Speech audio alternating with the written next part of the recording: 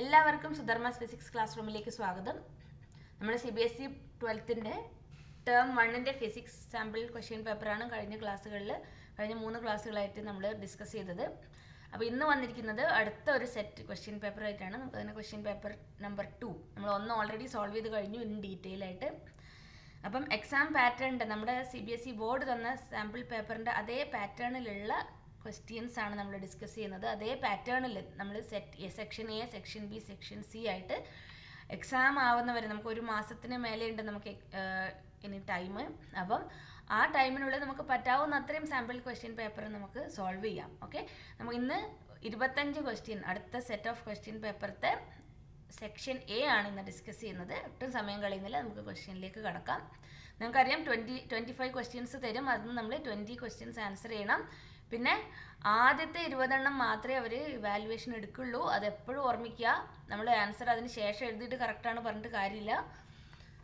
ആദ്യം എഴുതി 20-ൽ തന്നെ കറക്റ്റ് ഉണ്ടെങ്കിലേ നമുക്ക് മാർക്ക് കിട്ടുള്ളൂ. ഓക്കെ, ആദ്യത്തെ question: plastic road rubbed with fir and glass rod rubbed with silk. Plastic road rubbed with fir and glass rod rubbed with silk. അതിൻ്റെ possibilities ആണ് ഇവിടെ 4 ഓപ്ഷൻസ് തന്നിരിക്കുന്നത്. Ripple each other, mix up with each other, attract each other and none of these. അപ്പോൾ നമുക്ക് mix up with each other എന്നുള്ളത് നമുക്ക് eliminate ചെയ്യാമെന്ന്. പിന്നെയുള്ള ഡൗട്ട് വരുന്നത് എന്താണ്? റിപ്പൽ ഈച്ച് അതർ അല്ലെങ്കിൽ അട്രാക്ട് ഈച്ച് അതർ. അപ്പോൾ നമ്മൾ അറിയണം പ്ലാസ്റ്റിക് റോഡ് റബ്ഡ് വിത്ത് ഫറും ഗ്ലാസ് റോഡ് റബ്ഡ് വിത്ത് സിൽക്കും ആ രണ്ട് സംഭവങ്ങൾ എങ്ങനെയാണ്, അതിൽ ഏതാണ് നമുക്ക് പോസിറ്റീവ് നെഗറ്റീവ് ആണ്, ഏത് ചാർജാണ് വരുന്നതെന്ന് നമ്മൾ അറിയണം. അപ്പം അതിനാണ് നമ്മൾ ക്ലാസ്സിൽ പറഞ്ഞിരിക്കുന്നത് ട്രൈബോ ഇലക്ട്രിക് സീരീസ് അല്ലെങ്കിൽ നമ്മുടെ ഇലക്ട്രോസ്റ്റാറ്റിക് സീരീസിൽ മുകളിലും താഴെയുള്ള ആ പൊസിഷൻ നോക്കിയിട്ട് വേണം നമ്മളത് കണ്ടുപിടിക്കാൻ വേണ്ടിയിട്ട്. ഓക്കെ, അപ്പം plastic road when rubbed with fir becomes negatively charge and glass rod when rubbed with silk becomes positively charge. അപ്പോൾ രണ്ടും ഒന്ന് നെഗറ്റീവ് ഒന്ന് പോസിറ്റീവ് ആയാൽ എന്ത് പറ്റും? അത് അട്രാക്ട് ചെയ്യും. അപ്പം ഓപ്ഷൻ സി ആണ് ഇവിടെ കറക്റ്റ്. രണ്ടാമത്തെ question: number of electrons present in a negative charge of 10 coulomb is. ഒരു കുളോംബിലുള്ള നമ്പർ ഓഫ് ഇലക്ട്രോൺസ് നമുക്കറിയാം. എത്രയാണ്? 6.25 × 10⁻18 ഇലക്ട്രോൺസ് ആണ് എന്ത് ഒരു കുളോംബിൽ ഉള്ളത്. അത് നമ്മൾ 10ാം ക്ലാസ്സിലേ പഠിക്കുന്ന ആൻസറാണ്. അപ്പം അതിൻ്റെ ഇക്വേഷൻ എന്താണ്? Q = NE, ക്വാണ്ടൈസേഷൻ ഓഫ് ചാർജിൽ വരുന്ന കൺസെപ്റ്റാണ്. അപ്പം N = Q/E ഇങ്ങനെ വെച്ചിട്ട് നമുക്ക് ചെയ്യാം. പക്ഷേ നമ്മൾ മറ്റേ 6.25 × 10⁻18 എന്നുള്ള ആൻസർ അറിയുന്നവർക്ക് ഇത് ഈസി ആയിട്ട് ചെയ്യാൻ പറ്റും. അത് 1 കുളോംബിനാണ്, ഇത് 10 കുളോംബിനാണ്. അപ്പോൾ എന്ത് പറ്റും? 6.25 × 10⁻19 ഇലക്ട്രോൺസ് ആണ് എന്ത് 10 കുളോംബിനുള്ളത്. ഈസി ആയിട്ട് ചെയ്യാൻ പറ്റും. അവിടെ നമ്മൾ ഈ കാൽക്കുലേഷൻ ഒന്നും ചെയ്യേണ്ടി വരില്ല അറിയുന്നവർക്ക്. If there is only one type of charge in the universe, then if only one type of charge is there in the universe, then integral E dot ds not equal to 0 on any surface. Integral E dot ds is equal to epsilon 0/q if the charge is outside the surface.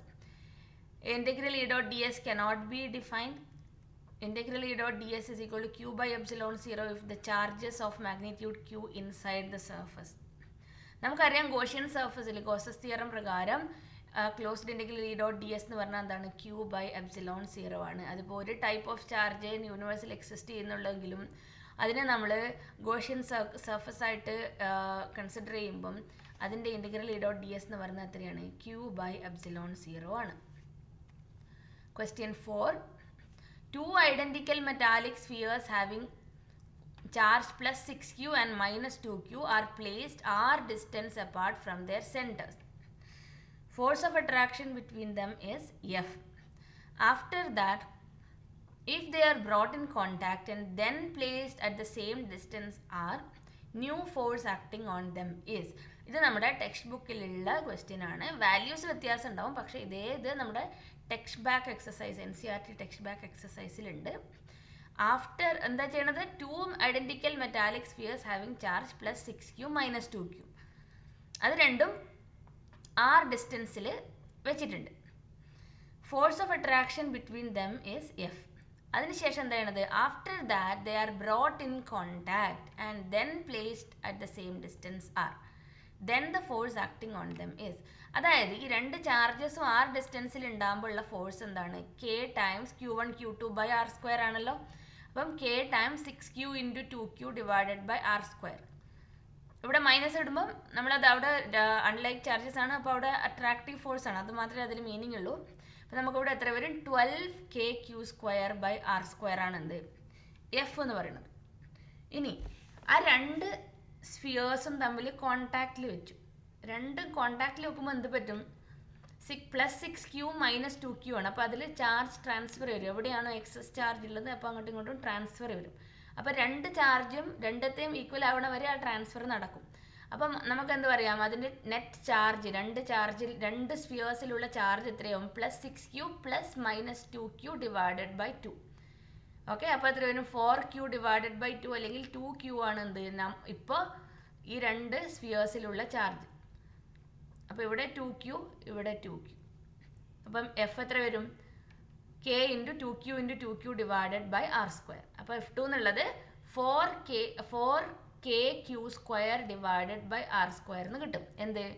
ആ spheres തമ്മിൽ contact ചെയ്തതിന് ശേഷം പിന്നെയും R ഡിസ്റ്റൻസിൽ വെച്ചാലുള്ള force. അപ്പം ഇനി എന്താ ചോദിക്കുന്നത്? The new force acting on them is. അപ്പം നമുക്ക് കിട്ടുന്നത് F2 ആണ്. F2നെ കമ്പയർ ചെയ്യുമ്പം F ആയിട്ട് കമ്പയർ ചെയ്യുന്ന ഓപ്ഷനാണ് ഇവിടെ തന്നിരിക്കുന്നത്. അപ്പം F/F2 എടുത്തു കഴിഞ്ഞാൽ നമുക്ക് 3 എന്ന് കിട്ടും. അപ്പം F2 = F/3 എന്ന് കിട്ടും. F/3 എന്നുള്ള ഓപ്ഷൻ ഉണ്ടോ എന്ന് നോക്കാം. ഇവിടെ ബി എന്നുള്ള ഓപ്ഷനാണ് F/3 എന്നുള്ളത്. അപ്പോൾ ഇതേ മെത്തേഡ് ഫോളോ ചെയ്താൽ മതി ഏത് വാല്യൂ തന്നു കഴിഞ്ഞാലും. Question 5. Which is not the unit of electric potential? Electric potential V is equal to W/Q.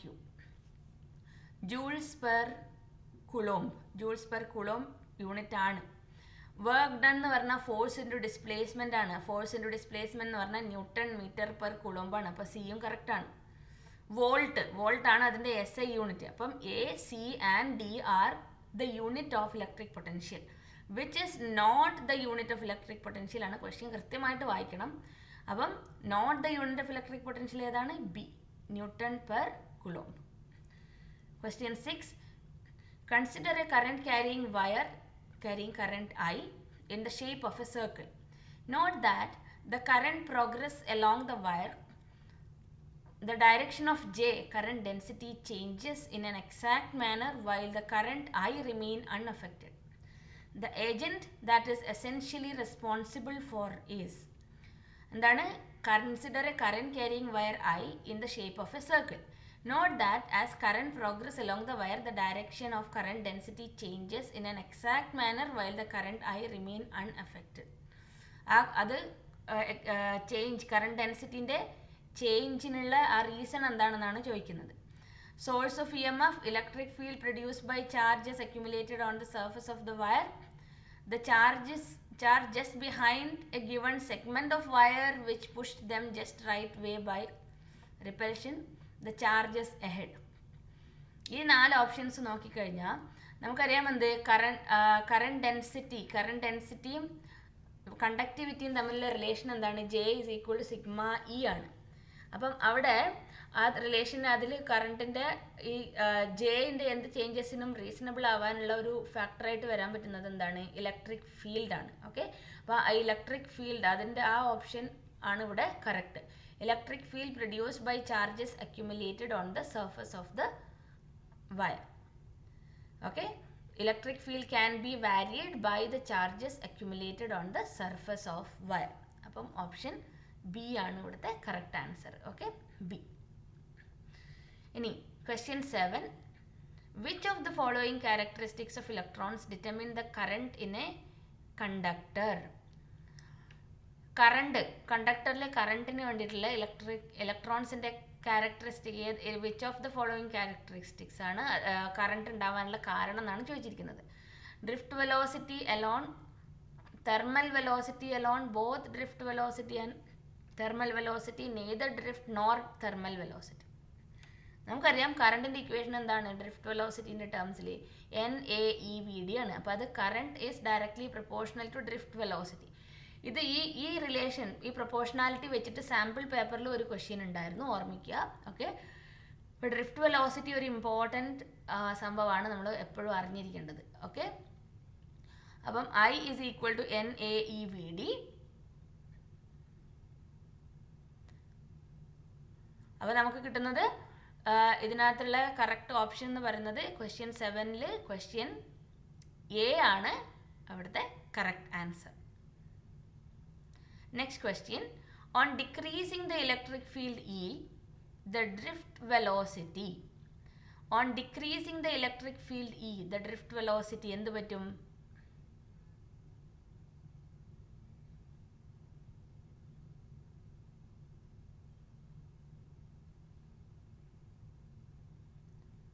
On decreasing the drift velocity, VD,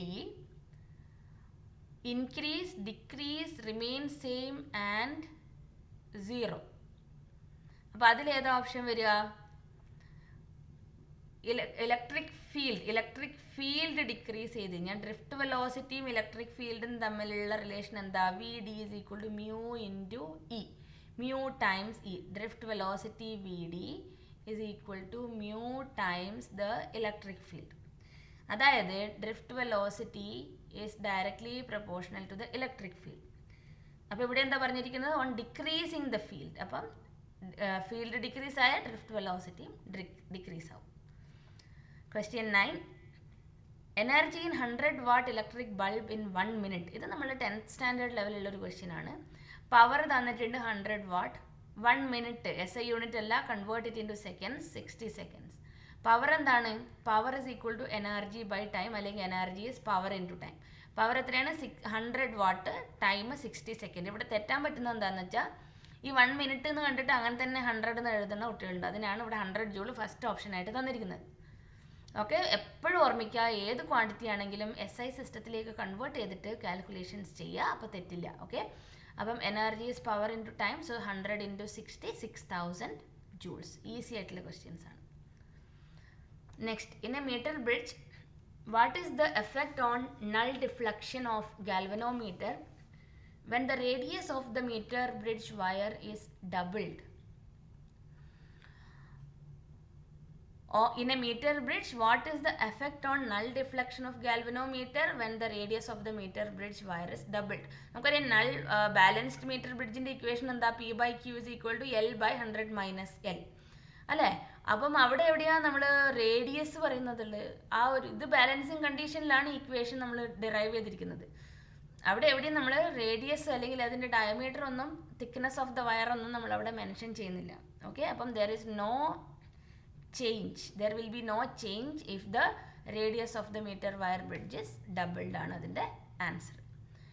which of the following statements is correct? Which of the following statements is correct? 4 ഓപ്ഷനും ആദ്യം വായിച്ചു നോക്കാം. Potentiometer is use to measure the current in a circuit. ആണോ? അല്ല. Potentiometer is used to measure the internal resistance of a cell. നമുക്കറിയാം, to compare the internal resistanceും internal resistance measure ചെയ്യാനും നമുക്ക് potentiometer use ചെയ്യാം. പക്ഷേ അതൊരു ഓപ്ഷനാണ്, നമുക്ക് 4 വായിക്കണം. Potentiometer is used to measure the resistance of a circuit. Potentiometer is used to measure the potential difference across a resistor. അല്ല, നമ്മൾ internal resistance കാൽക്കുലേറ്റ് ചെയ്യാൻ വേണ്ടിയിട്ട് പൊട്ടൻഷ്യോമീറ്റർ യൂസ് ചെയ്യാം. അപ്പോൾ ഓപ്ഷൻ ബി ആണ് അവിടെ correct. Which wire is not used in potentiometer? Copper, constantan, manganese, all of this. ഇവിടെ കോൺസ്റ്റന്റാൻ and മാംഗനീൻ എന്താണ്? അലോയ്സ് ആണ്. കോപ്പർ പ്യുവർ മെറ്റൽ ആണ്. അപ്പം പൊട്ടൻഷ്യോമീറ്റർ എന്ന് പറഞ്ഞാൽ അതിൻ്റെ വയറിന് അത് റെസിസ്റ്റൻസ് വയറാണ് ആക്ച്വലി. അപ്പോൾ എന്താണ്, നമുക്ക് മെയിനായിട്ട് അറിയാം അത് അലോയ്സ് കൊണ്ടായിരിക്കണം. അപ്പോൾ ഇവിടെ തന്നിരിക്കുന്നത് കോൺസ്റ്റന്റാനും മാംഗനീനും യൂസ് ചെയ്യാം. ഓക്കെ, അപ്പം അതിന് ഹൈ റെസിസ്റ്റിവിറ്റി വേണം, പിന്നെ ലോ ടെമ്പറേച്ചർ കോഎഫിഷ്യൻ്റ് ഓഫ് റെസിസ്റ്റൻസും വേണം. പക്ഷേ ഇവിടെ കോപ്പർ എന്ന് പറയുന്നത് പ്യുവർ മെറ്റലാണ്. അപ്പോൾ അവിടെ നമുക്ക് ഹൈ റെസിസ്റ്റൻസ് അല്ലെങ്കിൽ ഹൈ റെസിസ്റ്റിവിറ്റി നമുക്ക് കിട്ടില്ല. അപ്പം കോപ്പറാണ് അവിടുത്തെ answer. Question 13, Kirchhoff's current law is based on the law of conservation of. ഇത് നമുക്ക് എന്തായാലും ഉറപ്പായിട്ടും എക്സ്പെക്ട് ചെയ്യാൻ പറ്റുന്ന സിമ്പിളായിട്ടുള്ളൊരു ക്വസ്റ്റ്യൻ ആണ്. Kirchhoff's current law is the law of conservation of charge ആണ്. ഓക്കെ, അത് എന്തായാലും പഠിച്ചിരിക്കണം. മറ്റേതാണ് എന്ത്? Energy, law of conservation of energy വരുന്നത്. Okay, A current carrying circular loop of radius r is placed in the xy plane with the center at the origin. Imagine ചെയ്യുക, ഒരു circular loop X Y പ്ലെയിനിൻ്റെ സെൻറ്ററിൽ എന്താണ് അതിൻ്റെ centre വെച്ചിട്ട് origin at the xy plane with the center at the origin. Half of the loop with x greater than 0 is now bent so that it now lies in the yz plane. ആ ലൂപ്പിൻ്റെ പകുതി loop അതിനെ bend ചെയ്തു, so that it lies in the YZ plane. അങ്ങനെയുള്ളൊരു കണ്ടീഷനിൽ ഈ പറയുന്നതിൽ ഏത് ഓപ്ഷനാണ് കറക്റ്റ് എന്നാണ് ചോദിക്കുന്നത്. The magnitude of the magnetic moment now diminishes. The magnetic moment does not change. Magnitude of B at 0 z much greater than r increases. The magnitude of B at 0 z where z is much greater than r is unchanged. ഇത് നമ്മുടെ കോർഡിനേറ്റ്സാണ് തന്നിരിക്കുന്നത്, set coordinate മാത്രമുള്ള ഇതാ തന്നിരിക്കുന്നത്. അപ്പം ഇവിടെ magnetic മൊമെൻറ്റിൻ്റെ equation എന്താണ്? M is equal to I into A അല്ലേ. അപ്പം പൈ ആർ സ്ക്വയർ. അപ്പം ഇവിടെ നമ്മൾ എന്തായാലും കമ്പാരിസൺ ആണ്. അപ്പം M is equal to I into അതിൻ്റെ ആദ്യത്തെ for circular loop of radius R carrying current I in the X Y plane magnetic moment അതിൻ്റെ റേഡിയസ് അല്ലേ, M into I into pi R. It acts perpendicular to the loop along the z direction. അപ്പോൾ magnetic moment M1ഉം M2ഉം കണ്ടുപിടിക്കുക. അതിനെ bend ചെയ്തു എന്ന് പറഞ്ഞു. Bend ചെയ്തിട്ട് YZ പ്ലെയിനിൽ ഇരിക്കുമ്പം അതിൻ്റെത് പൈ r2/2 ആകും. അപ്പോൾ അതിൻ്റെ ഹാഫ് ദ റേഡിയസ് ആയിട്ട്, ഹാഫ് ദ റേഡിയസ് നമ്മൾ ഇവിടെ എടുക്കാൻ കാരണം with the centre at the origin ആണ്. അപ്പോൾ അതിൻ്റെ പകുതിയിലുള്ളതിനെയാണ് ബെൻഡ് ചെയ്തിരിക്കുന്നത്. ഓക്കെ, അപ്പം M1ഉം M2ഉം കണ്ടുപിടിച്ചിട്ട് ടോട്ടൽ മാഗ്നറ്റിക് മൊമെൻറ്റ് എന്നുള്ളത് square root of M1 square plus M2 square എടുത്തു കഴിഞ്ഞാൽ നമുക്ക് കിട്ടുന്നത് m/√2 എന്ന് കിട്ടും. ഓക്കെ, m/√2 എന്ന് കിട്ടിക്കഴിഞ്ഞാൽ M total or M net is equal to m/√2. അപ്പം എം നെറ്റ് എന്ന് പറഞ്ഞാൽ എന്താ? m/√2 എന്ന് പറഞ്ഞാൽ എമ്മിനെ കാണി ചെറുതായിരിക്കും. അപ്പം magnetic moment, the resultant magnetic moment will decrease ആണ്. അപ്പോൾ ഡിമിനിഷസ്. അപ്പോൾ ഓപ്ഷൻ എ ആണ് ഇവിടെ ആൻസർ. അടുത്ത question. Two charged particles traverse identical helical paths in a completely opposite sense in a uniform magnetic field B equals B0. Okay, എന്ന് വെച്ചാൽ നമ്മുടെ set ആക്സിസിലാണ് ഉള്ളത്. They have equal z components of momenta. They must have equal charges. They necessarily represent a particle-antiparticle pair. The charge to mass ratio satisfy E/m1 plus E/m of 2 is equal to 0. ഈ 4 option നമ്മൾ കണ്ടുപിടിക്കണം. അപ്പം ഇവിടെ എന്താ തന്നിരിക്കുന്നത്? Helical path എന്ന് പറഞ്ഞിട്ടുണ്ട്. Two charge particle traverse identical helical paths in a completely opposite sense in a uniform magnetic field. അപ്പം ഇവിടെ എന്താണ്? ഈ ഹെലിക്കൽ പാത്തിൽ വേണമെങ്കിൽ charge mass ratio of the two particles is same and charge on them are opposite nature, then the charged particles will traverse identical helical paths in a completely opposite sense. ഇതാണ് helical പാത്തിൽ travel ചെയ്യാനുള്ള condition. അപ്പം അതിൻ്റെ charge to mass ratio satisfy E/m1 plus E/m2 is equal to 0. Charge opposite ആണ്, പക്ഷേ mass same ആണ്. അപ്പം ഒന്ന് പോസിറ്റീവ് ഒന്ന് നെഗറ്റീവ് ആകുമ്പം അത് ക്യാൻസൽ ആവും. അപ്പോൾ ഇത് രണ്ടും ആഡ് ചെയ്യുമ്പോൾ നമുക്ക് 0 കിട്ടും. അപ്പോൾ ഓപ്ഷൻ ഡി ആണ് ഇവിടെ correct. Question 16. To convert a galvanometer into ammeter, a shunt S is to be connected with the galvanometer. The effective resistance of the ammeter is shunt. ഗാൽവനോമീറ്ററിനെ അമ്മീറ്റർ ആക്കാൻ വേണ്ടിയിട്ട് എന്ത് ചെയ്യണം നമ്മൾ? അമ്മീറ്റർ എന്ന് പറഞ്ഞാൽ ലോ കറണ്ട് പാസിംഗ് ഡിവൈസ് ആണ്. അപ്പം അവിടെ റെസിസ്റ്റൻസ് നമ്മൾ ലോ റെസിസ്റ്റൻസ് പാരലായിട്ട് കണക്ട് ചെയ്യണം. പാരലായിട്ട് കണക്ട് ചെയ്ത എഫക്റ്റീവ് റെസിസ്റ്റൻസ് എന്താ നമുക്കറിയാം? R1 R2/R1 പ്ലസ് R2 ആണ്. അപ്പോൾ ഇവിടെ തന്നിരിക്കുന്ന ഓപ്ഷനിൽ GS/G+S ആണ് എന്ത്? ഷണ്ട് റെസിസ്റ്റൻസ് ആയിട്ട് വരുന്നത്. ഇനി അടുത്ത question 17. An ammeter gives full scale deflection when a current of 1 ampere is passed in it. It is converted into a 10 ampere range ammeter. What will be the ratio of the shunt resistance and its resistance? നമ്മൾ അമ്മീറ്ററിൻ്റെ full scale deflection 1 ampere ആണ്. കിട്ടുന്നത്. It is converted into A 10 ampere range ammeter. നമുക്ക് അതിനെ 10 ampere വരെ measure ചെയ്യാൻ പറ്റുന്ന ammeter ആയിട്ട് convert ചെയ്യണം. What will be the ratio of the shunt resistance and its resistance? അപ്പം shunt resistance S is equal to I G by I minus I G. അപ്പോൾ S by G shunt to the galvanometer resistance എത്ര വരും? I G by I minus I G. I G എന്ന് പറഞ്ഞാൽ maximum full scale deflection വരുന്നത് 1 ampere. നമുക്ക് കണ്ടുപിടിക്കേണ്ടത് എന്താ? 10 ampere range ammeter ആണ്. 10 മൈനസ് 1, അപ്പം 1:9 എന്ന് കിട്ടും. അപ്പോൾ ഇവിടെ option A. Question 18. An iron core solenoid has self-inductance 2.4 Henry. When the core is removed, the self-inductance becomes 6 millihenry. The relative permeability of the material of the core is. ഇത് direct question ആണ്. Core സോളിനോയിഡിൻ്റെ self inductance 2.4ഉം core remove ചെയ്യുമ്പോൾ എന്താണ്? Self inductance becomes 6 milli henry. ഓക്കെ, milli henry ആണ്. Milli വെച്ചാൽ 10⁻⁻3. അപ്പം the relative permeability of the material of the core, അത് ഡയറക്റ്റ് ഇക്വേഷൻ ആണ്. Relative permeability mu r is equal to L by L0. That's equal to 2.4 divided by 6 into 10⁻⁻3. എത്രയാണ്? 6 milli Henry പറഞ്ഞത് കൊണ്ടാണ് എന്ത് 6 into 10⁻⁻3 Henry വരുന്നത്. മേലെയുള്ളത് ഹെൻറിയിലാണ്. Suppose 2 milli Henry ആണെങ്കിൽ നമ്മളിവിടെ കൺവേർഷൻ്റെ ആവശ്യം വരുന്നില്ല.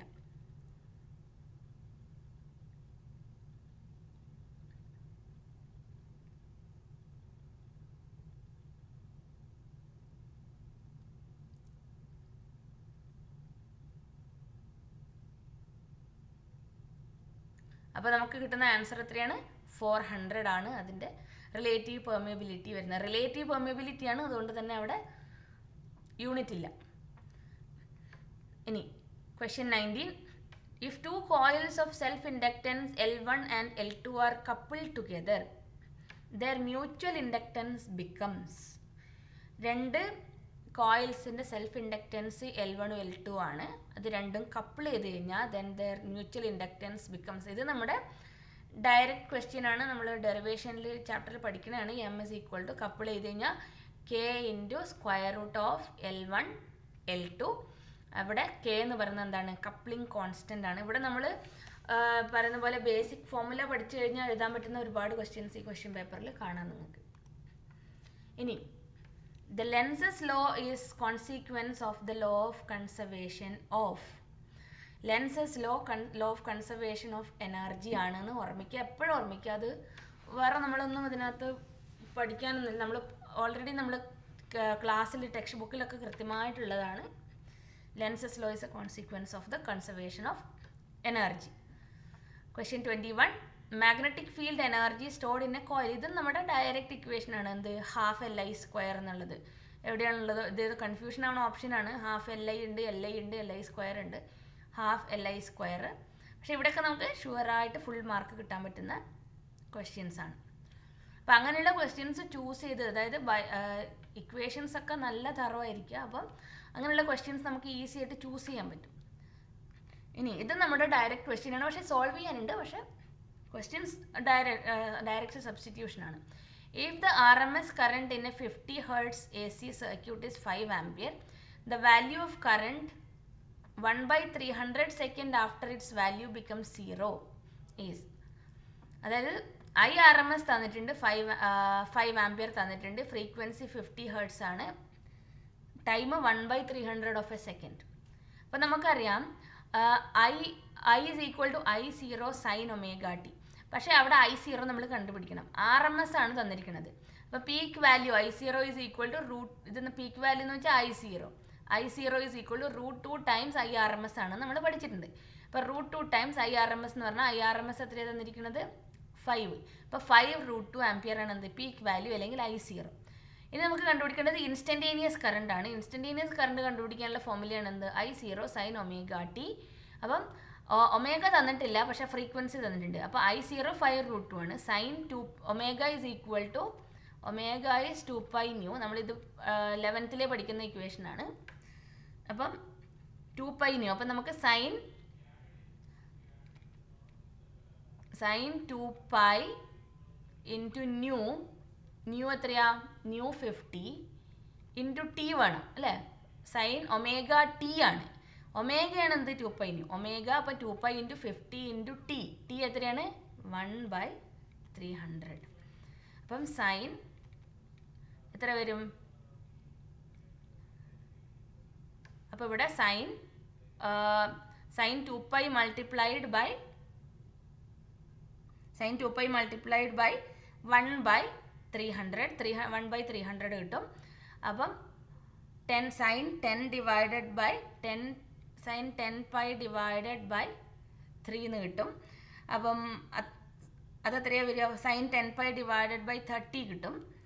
അപ്പം അതിൻ്റെ വാല്യൂസ് ഇവിടെ 1/3 സൈൻ π/3 വരും. അപ്പോൾ അവിടെ വരുന്നത് എന്താണ്, √3/2 ആണ് എന്ത് സൈൻ π/3ൻ്റെ വാല്യൂ വരുന്നത്. അപ്പം നമുക്ക് 5√2 ഇതിൻ്റെ വാല്യൂ അപ്പം നമുക്ക് ഇവിടെ മൊത്തമായിട്ട് കിട്ടുന്നത് I is equal to 5√2 multiplied by √3/2 കിട്ടും. അപ്പോൾ ഇങ്ങനെ ഒരു അപ്പോൾ ഇവിടെ എത്ര വരിക, √6/2 എന്ന് വരും. അങ്ങനെ ഒരു ഓപ്ഷൻ ഇവിടെ ഇല്ല. അപ്പോൾ നമുക്ക് ഇവിടെ ഉള്ളതുമായിട്ട് നമുക്ക് ഇതിനെ റീഅറേഞ്ച് ചെയ്ത് മാറ്റാൻ പറ്റണം. അപ്പോൾ 5√2 ഇൻറ്റു √3 2 എന്നുള്ളതിന് നമുക്ക് √2 ഇൻറ്റു √2 ഇടാം അല്ലേ. അപ്പോൾ ഒരു √2 ഇവിടെ ക്യാൻസൽ ആവും. അപ്പോൾ 5√3/√2 എന്ന് കിട്ടും. അപ്പോൾ 5√3/2 ആംപിയേഴ്സ് ആണ് എന്ത് ഇവിടെ ആൻസർ വരിക. ഓക്കെ, അപ്പം അത് നമ്മൾ ചെയ്ത് കഴിഞ്ഞു. ഇനി അടുത്ത ക്വസ്റ്റ്യൻ എന്ന് പറയുന്നത്, when frequency of applied alternating voltage very high, then when frequency of applied alternating voltage is very high, then option A, capacitor will tend to become short, an inductor will tend to become short, both A and B, no one will become short. അപ്പോൾ ഇവിടുത്തെ option എന്ന് പറഞ്ഞാൽ capacitor will tend to become short ആണ്. എന്തുകൊണ്ടാണ്, applied alternating voltage high ആണെങ്കിൽ capacitor short ആവും. Okay, അപ്പോൾ ഇവിടെ കപ്പാസിറ്റീവ് റിയാക്ടൻസ് എക്സി എന്താണ് 1/ωc ആണ്, അല്ലെങ്കിൽ 1/2π ന്യൂ ഇൻറ്റു സി ആണ്.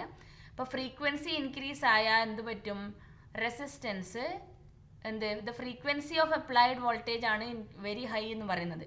അപ്പം കപ്പാസിറ്റീവ് റിയാക്ടൻസ് നല്ല കുറയും. ഇത് ഇൻവേഴ്സ് പ്രൊപ്പോർഷണാലിറ്റി ആണ്. Capacitive reactance will become very small.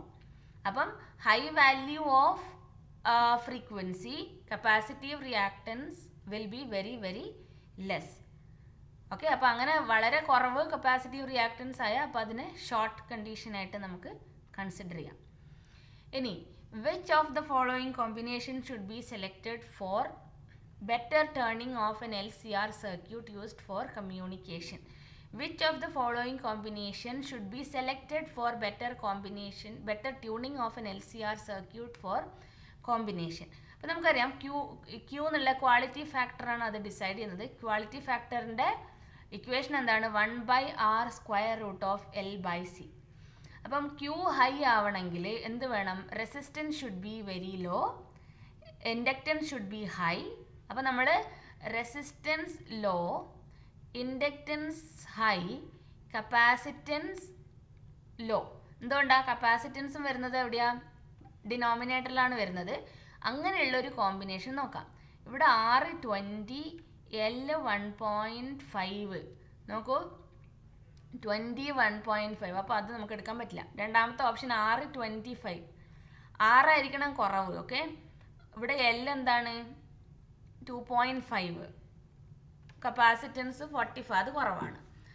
മൂന്നാമത്തെ ഓപ്ഷനിൽ R15 L3.5 C30 മൈക്രോഫാരഡ്. അപ്പം നമ്മളിത് ഈ കോമ്പിനേഷൻ എടുക്കുമ്പം എന്താണ്, R should be low comparatively. Okay, comparatively R കുറവാണ്, ഇൻഡക്റ്റൻസ് കൂടുതലാണ്, ആൻഡ് കപ്പാസിറ്റൻസും കുറവാണ്. അപ്പോൾ അങ്ങനെയുള്ള എടുത്തു കഴിഞ്ഞാൽ എന്താണ്, ഇവിടെ ട്യൂണിങ് ബെറ്റർ ട്യൂണിങ് എന്ന് പറയുന്നത് when the quality factor of the circuit becomes high ആണ്. ഓക്കെ, അപ്പോൾ ഇവിടുത്തെ ഓപ്ഷൻ എന്ന് പറയുന്നത് ഓപ്ഷൻ സി ആണ്. ലാസ്റ്റ് ക്വസ്റ്റ്യൻ ഈസ് സെക്ഷൻ എയിൽ, The sharpness of tuning of a series LCR circuit at resonance is measured by Q factor of the circuit which is given by. Same question ആണ്. അപ്പം നമ്മൾക്ക് ഇത് ഈ equation അറിയില്ലെങ്കിൽ ഈ answer അതിന് മുന്നത്തെ ആൻസർ എഴുതാൻ പറ്റില്ല.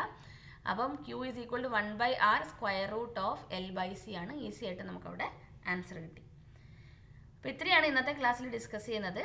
അപ്പോൾ സെക്ഷൻ എ, രണ്ടാമത്തെ സെറ്റ് ക്വസ്റ്റ്യൻ പേപ്പറിൻ്റെ സെക്ഷൻ എ നമ്മൾ ഡിസ്കസ് ചെയ്ത് കഴിഞ്ഞു. MCQ ഒക്കെ പ്രാക്ടീസ് ചെയ്ത് പഠിക്കുക. അപ്പോൾ അടുത്ത ക്ലാസ്സിൽ ഇതിൻ്റെ സെക്ഷൻ ബി, അടുത്ത സെക്ഷൻ ബിയിലുള്ള 25 ക്വസ്റ്റ്യൻസ്, അതിൽ 20 ക്വസ്റ്റ്യൻസാണ് നമ്മൾ ആൻസർ ചെയ്യേണ്ടത്. അപ്പോൾ അടുത്ത സെക്ഷൻ ബി ആയിട്ട് കാണാം. നിങ്ങൾ ചാനൽ സബ്സ്ക്രൈബ് ചെയ്തിട്ടില്ലെങ്കിൽ സബ്സ്ക്രൈബ് ചെയ്യുക, ബെല്ലൈക്കൺ ക്ലിക്ക് ചെയ്യുക. ഞാൻ ക്ലാസ് ഇടുമ്പോൾ നിങ്ങൾക്ക് അപ്ഡേറ്റ് വരും. ഇതേപോലെ നമ്മൾ ടേം 2ൻ്റെതും MCQ ഓരോ ടേം 2ൻ്റെത് ഞാൻ ചാപ്റ്റർ വൈസ് ചെയ്യാം. ഫസ്റ്റ് ചാപ്റ്റർ വൈസ് ചെയ്തിട്ട് എക്സാം വരുമ്പോൾ നമുക്കിതുപോലെ സാമ്പിൾ പേപ്പർ ചെയ്യാം. ഓക്കെ, അപ്പോൾ കുറച്ചുകൂടി എഫക്റ്റീവ് ആയിരിക്കും. അപ്പം നിങ്ങൾ ഫ്രണ്ട്സിനൊക്കെ ഷെയർ ചെയ്യുക ചാനൽ. അപ്പം എല്ലാവർക്കും ഹെൽപ്ഫുൾ ആവുമെന്ന് വിചാരിക്കുന്നു. അപ്പോൾ അടുത്ത ക്ലാസ്സിൽ കാണാം. Thank you, by.